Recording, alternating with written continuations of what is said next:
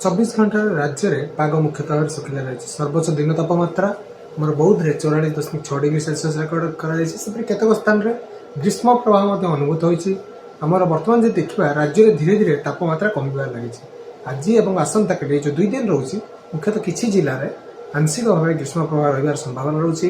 6 तारिख पाखर राज्य में कौन जिलापाई ग्रीष्म प्रभाव संभावना ना, कारण बर्तमान देखा दिन तापमात्रा आगामी 2 दिन पर राज्यर अनेक स्थान में 3 ରୁ 5 डिग्री जाए ह्रास घटार संभावना रोचे। जहाँ प्रभाव में लक्ष्य कर आम ग्रीष्म प्रभाव वार्निंग हटई देचु। खास करके देखा आज आम आगामी 5 दिन पर्यंत किसी जिले में कालबैशाखी संभावना रोचे। ये जो कालबैशाखी प्रक्रिया आमर जोटा रोचे चतुर्थ और पंचम दिन अर्थात 7 और 8 तारिख बेलू यार तीव्रता वृद्धि होबार संभावना रोचे। कारण समुद्र मध्य जलीय बाष्पूर्ण वायु दक्षिण दिगरू राज्य मध्य को शक्तिशाली जो वायु प्रवेश कर संभावना रोचे। जहाँ प्रभाव में कालबैशाखी प्रक्रिया आहरी अधिक प्रशमित होबार संभावना रोचे।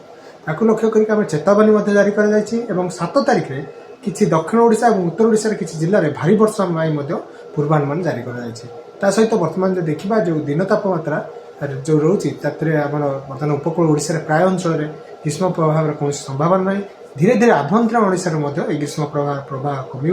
आमर जोटा रोचे 6 ରୁ 8 तारिख जाए आमर जो समुद्र उत्तर उपकूल ओडिशा रे समुद्र मध्य पवन वेग 40 ରୁ 50 किलोमीटर वेग रही संभावना रोचे। ता सहित आमर जो देखा 5 तारिख ରୁ 6 तारिख मध्य जो रोचे जो तरंगायित रोचे तरंग गुड़िक तार उच्चता वृद्धि होबार संभावना रोचे।